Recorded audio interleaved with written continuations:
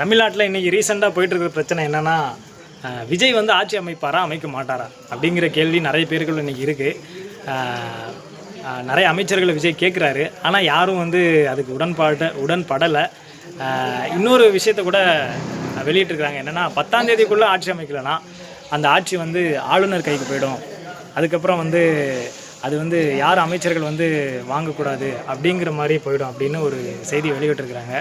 சரி, ஓகே. இப்போ விஜயால் ஆட்சி அமைக்கவே முடியாதா அப்படின்னு கேட்டால் கட்டாயமாக முடியும். எப்படின்னா, விஜய்கிட்ட 106 பெரும்பான்மையான எம்எல்ஏக்கள் இருக்கிறாங்க. 2 தொகுதி விஜயோட தொகுதி, அதை விட்டுருங்க. 106 பெரும்பான்மையான எம்எல்ஏக்கள் இருக்கிறாங்க.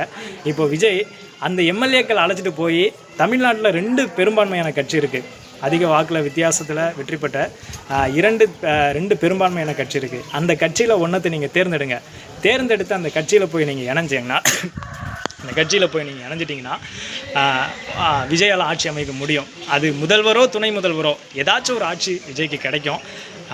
இன்னொன்று, விஜய் வந்து மக்களாக இருந்து சொல்கிறோம். மக்களுடைய கருத்து என்னென்னா, விஜய் எப்பொழுதுமே தலைவர் தான். அதில் எந்த மாற்று கருத்தும் கிடையாது. ஏன்னா மக்கள் ஓட்டு போட்டு விஜயை தேர்ந்தெடுத்துருக்கிறாங்க.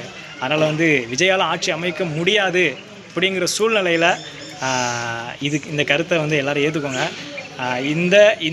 இந்த மெத்தடை நீங்கள் ஃபாலோ பண்ணிங்கன்னா கட்டாயமாக விஜயால் ஆட்சி அமைக்க முடியும். விஜய் பின்பற்றுகிற தலைவர் அம்பேத்கர் மக்களோட மக்களாக இருந்து தான் தலைவனானார். தந்தை பெரியார் மக்களோட மக்களாக இருந்து தான் தலைவனானார். அதே போல் விஜயும் மக்களோடு மக்களாக இருந்து தலைவன் ஆவார்னு எல்லாருடைய எதிர்பார்ப்பும் அதுதான். யாரும் கவலைப்படாதீங்க. கட்டாயமாக விஜயினுடைய ஆட்சி தமிழ்நாட்டில் மலரும். வென்று விட்டது தமிழக வெற்றி கழகம். வெல்லட்டும் தமிழ்நாடு.